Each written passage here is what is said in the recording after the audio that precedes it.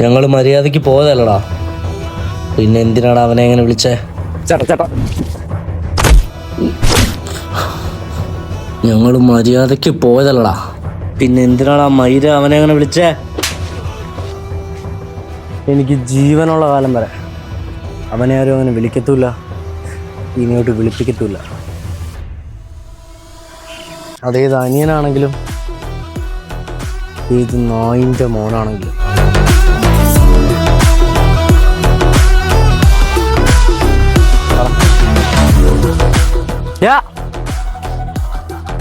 അവന് നിന്റെ പെങ്ങളെ ഇഷ്ടമാണെങ്കിലേ അവ പുറകെ നടക്കുകയും ചെയ്യും, വളയ്ക്കുകയും ചെയ്യും, വേണ്ടി വന്നാൽ കെട്ടി കൂടെ പൊറപ്പിക്കുകയും ചെയ്യും.